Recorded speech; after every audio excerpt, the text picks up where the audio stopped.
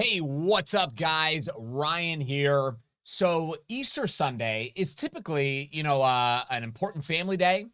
It's a day when lots of people come together. They want to celebrate, the fact that Jesus rose from the dead, and they just want to spend time with their friends and with their family.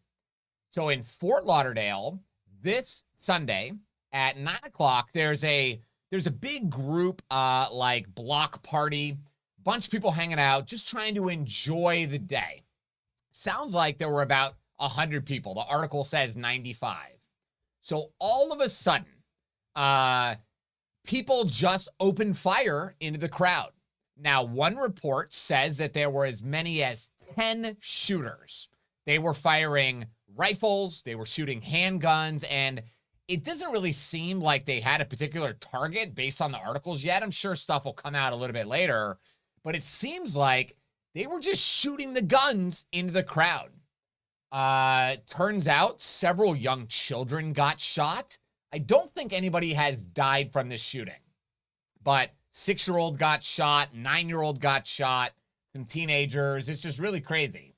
So before we jump into the rest of the story, let me say what's up to you guys. So Alex, what's up? Skidritsky, sorry, bro, it's hard to kind of read it. Exploring the unknown. I will not comply with new gun control. Biden's going to announce bans tomorrow on firearms. Yeah, we'll see what this lunatic is going to do. Only time will tell. But this shooting in Fort Lauderdale, very tragic. It's very, very sad. Now, I am on the email list of Ban Assault Weapons Now and several other of the big anti-gun groups because I want to see the message and some of the crazy narrative and how they spin situations like this to their followers, right? I think it's important. That's my job, trying to help lead this community.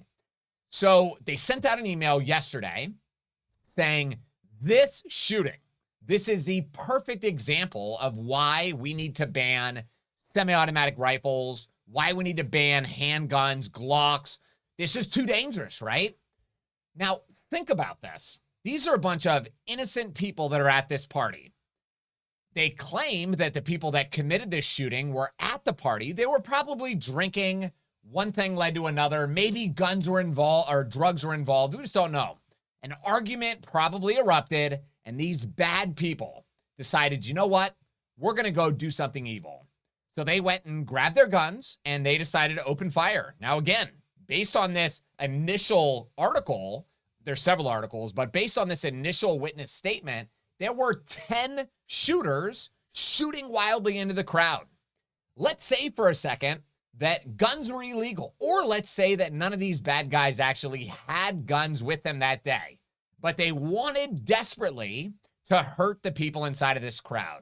What other weapons could they have used to try to hurt the people in that crowd? Funny, I just passed your old class off of waters. Okay, cool. So they could have easily jumped into a vehicle. If there's 100 people on the street having a block party, they could have easily jumped into a vehicle and just plowed through the crowd. What I find comical is how the anti-gun community, they want to leverage a situation like this, which clearly, in my opinion, is an act of extreme violence. It's very disgusting. It's bad stuff happening, right? But these are criminals. These are people that literally think it is okay to kill innocent human beings.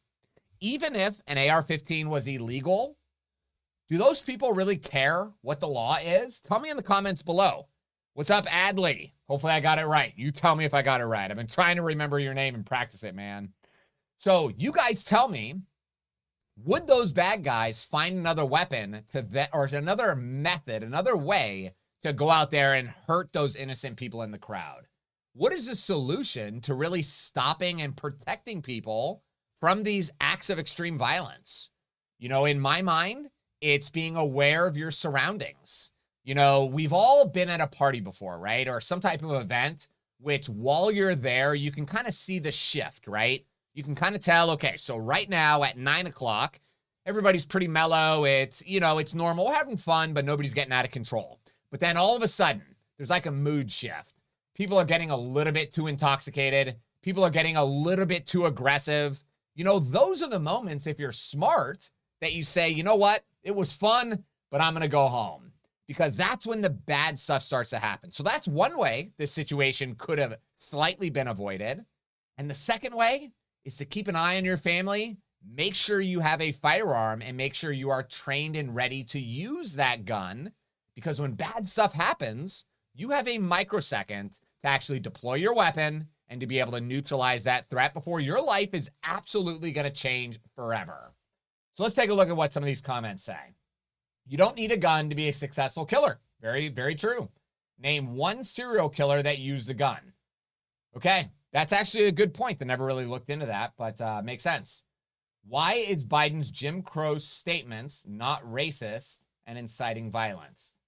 Yeah, we're not going to get onto this here. You know, it's the normal double standard that happens with everything, right? It's that they are somebody like Nancy Pelosi is allowed to, or Michael Bloomberg or Joe Biden or whatever, they deserve to have armed bodyguards to keep themselves safe from evil, crazy people. But a soccer mom who has 4 children does not have the right to be able to carry a gun. That's the mindset. And that's what we really have to fight by educating other people. Was a Son of Sam guy? Okay, cool.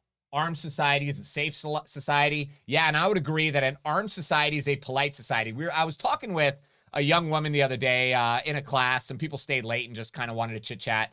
So I was explaining, the difference of what happened in Chicago in the 80s when they passed their really strict anti-gun laws versus Kennesaw, Georgia, which, as you guys know, Kennesaw, they passed a law saying that the head of every household has to have a gun in their home. By law, you have to have a gun.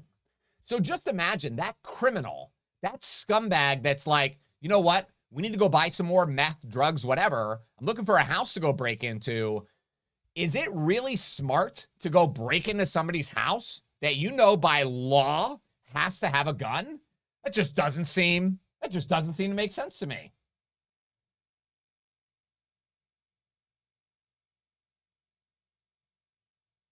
Okay, so NNG, I'm not going to answer that question here, but I'm going to be doing a live stream on the Carey University YouTube channel, just answering questions in just a second. So I just wanted to kind of talk about this.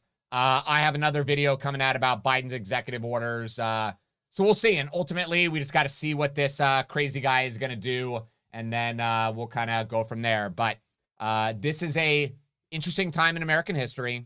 We need to make sure that we are prepared, make sure that we are trained, because bad stuff happens lightning fast, and we want to make sure we're ready to keep ourselves safe. So thanks for watching, guys. Share this video on social media. Help me kind of grow this. I greatly appreciate it. And until next time, keep training.